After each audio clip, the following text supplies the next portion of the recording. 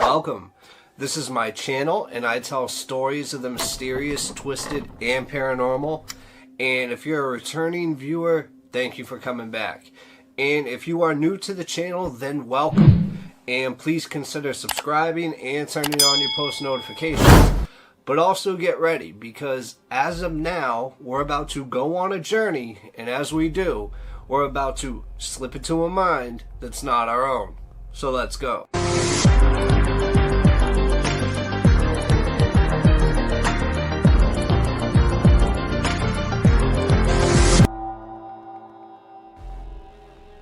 Now, there is something called the McDonald's Triad, which is basically a set of 3 factors that include bedwetting, then fire starting, and then animal cruelty.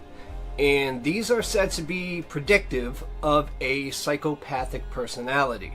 Ben Blakely was a person that we are not sure if he was a bedwetter as a child or whether he included arson amongst many of his crimes, but we do know for certain that he was very, very cruel to animals. In fact, one time when he was annoyed with his girlfriend over a silly fight, Blakely walked out onto the street and grabbed a pet cat and carried it upstairs, stopping just long enough in the kitchen to pick up a large knife. Now, I don't want to get too graphic, but unfortunately, the animal was hurt to the point of no return.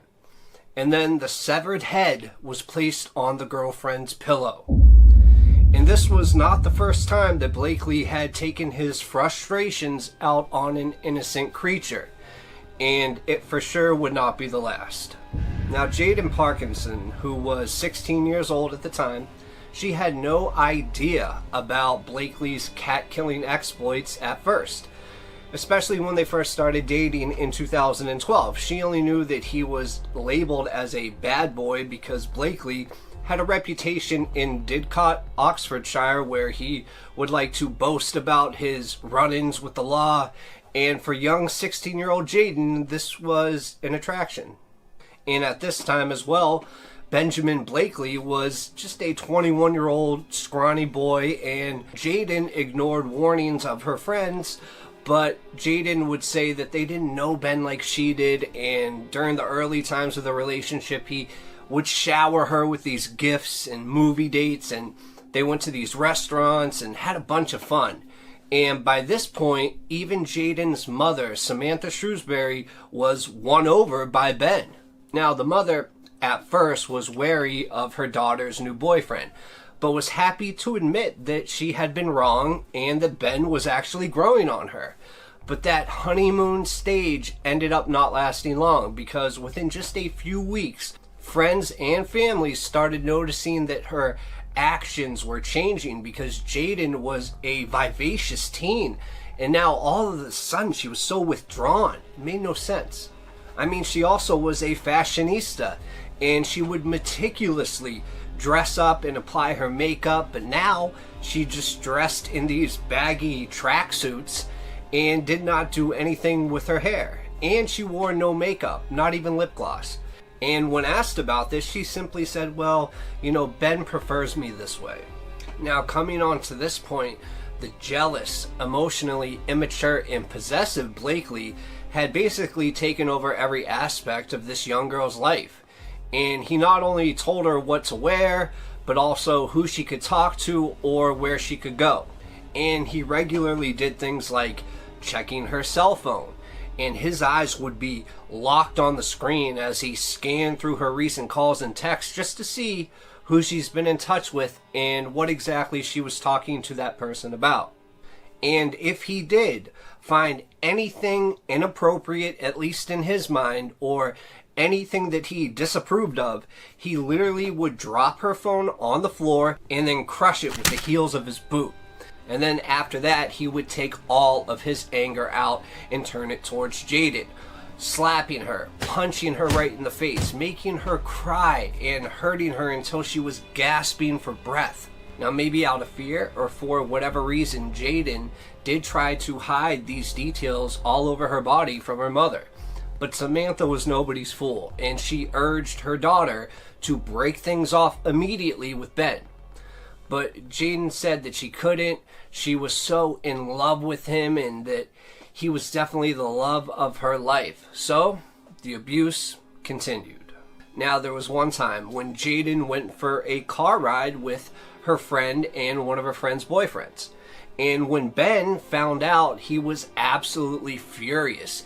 And he punched Jaden and slapped her again and again. And then he would spit in her face and would call her all of these horrible names. Plus, on another occasion, Jaden confided in a friend that Ben Blakely had strangled her to the point that she was certain she was going to be killed. And she had to smash an ashtray over his head to make him release his grip. Now, Jaden's mother became even more concerned because in May 2013, Jaden and her mother attended a family funeral, and once her mother and her returned to Didcot, Samantha received a call from a relative who had very distressing information to share because Jaden spoke to this relative at the funeral about her relationship. Now, this information would reveal some of the troubling details of Jaden's relationship with Ben. And this relative urged Samantha to check her daughter's body for signs of abuse. And Samantha did just that. She called Jaden into the living room and she ordered her to strip down to her underwear immediately. And Jaden didn't want to, but she reluctantly complied. And Samantha, at that moment, was shocked. Not only was she shocked, but she was horrified by what she saw. Her daughter's breasts were covered in enormous amounts of cigarette burns. Now imagine all that pain, all those different times that Jaden had to endure thinking that this was the man of her dreams or that there was no way out of this situation. Now you might ask yourself what Samantha should do in a situation like this. But for Samantha, the answer was clear.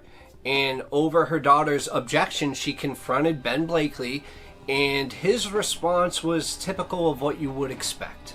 Ben immediately threatened the mother, Samantha, and he picked up a screwdriver and pointed it at her. But this time he had met his match with Samantha because she challenged him to try it, warning him that she gives as good as she gets. And typical of the coward that Ben was, he backed down. Now, if you are enjoying this story right now, please just hit the subscribe button and definitely leave a like for how badass of a mother Samantha was. Also, if you subscribe right now, then every other time I ever mention it, you can just ignore me. But Samantha's bravery would come at a price because shortly after, Jaden announced that she was leaving home to live with Ben in a town nearby called Reading. And nothing Samantha could say would change her mind. And in May 2013, the pair took a room in a house owned by one of Blakely's friends. And this arrangement, though, would be very short-lived. Because disgusted at the way that Ben Blakely treated Jaden, the friend actually kicked him out within a week. And for Jaden, that meant it was a trip back to Didcot and a huge dose of humble pie and having to build bridges with her mother.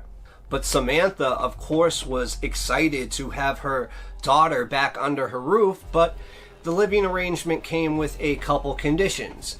Jaden was to break off all contact with Ben Blakely, and she was to give up her phone, and she was to remain indoors unless her mother said otherwise. And Jaden, who had no other option, agreed to these terms, but it wasn't long before she broke them. Somehow Ben managed to smuggle a phone to her, and the two of them started having these long conversations. And when Samantha found out, she gave Jaden an ultimatum. She said, you could choose your mother or you can choose your boyfriend. But she couldn't have both. And very sadly, Jaden chose Ben. Now, fast forwarding to November 1st, 2013, Jaden moved out of her mother's house once again and moved into a small room with her boyfriend Ben, but she would be held virtually as a prisoner because Ben Blakely would not even allow her to use the common bathroom down the hall. She was forced instead to urinate in a plastic bottle. But of course, that's not the worst of it. She was also beaten, choked, burned with cigarettes routinely, humiliated, and all within a week, it became too much for her and she moved out and found accommodation at a hostel run by a charity called 1 Foot Forward, which provides emergency housing for teens and young adults considered at risk. So at this point, it had taken over a year of physical and emotional abuse, but finally it appeared that the spell Blakely had over Jaden was broken. And over the next few weeks, the old Jaden slowly began to reemerge. I mean, she was becoming more upbeat and positive again, and she was ready to start rebuilding her life. And after talking to a counselor at 1 Foot Forward, she announced to her mom that she would be completing her high school diploma and then going on to college to study hairdressing, something that she had always dreamed of doing. But then, in the midst of all this positivity, the worst possible news came on December 1st, 2013. Jaden had now discovered that she had become pregnant. And the options in this scenario were limited because Jaden was very clear from the start that she did not want an abortion and would not consider putting her child up for adoption. She actually wanted to be a mother and was certain that she was ready for the responsibility. But she was also clear that she wanted to tell Ben, and she said he deserves to know to her mother. Now, when she told her mother this, it was on December 3rd, 2013, and it was sadly the last time that Samantha would ever get to talk to her little girl. On the morning of December 4th, 2013, Samantha Shrewsbury got a call from the hostel where her daughter was staying, and the staff were concerned that Jaden had not come home from the previous night, and that call resulted in a missing person report being filed by the police. But Jaden's family were not going to just let this rest, and over the following days they conducted their own search, working the phones and Facebook and plastering the local area with a bunch of flyers. And at the same time, the police were focusing their inquiries on surveillance footage from the many CCTV camera situated around the area, and on December 12th, they took the ominous step of upgrading their missing persons case to a major crime investigation. And then 2 days after that, they took Ben Blakely into custody, and on December 18th came the news Samantha had been absolutely dreading. The news was that Jaden's body had been found, and it was buried in the cemetery of All Saints Church in Didcot. The story of how Jaden Parkinson ended up buried at All Saints is an unsettling one.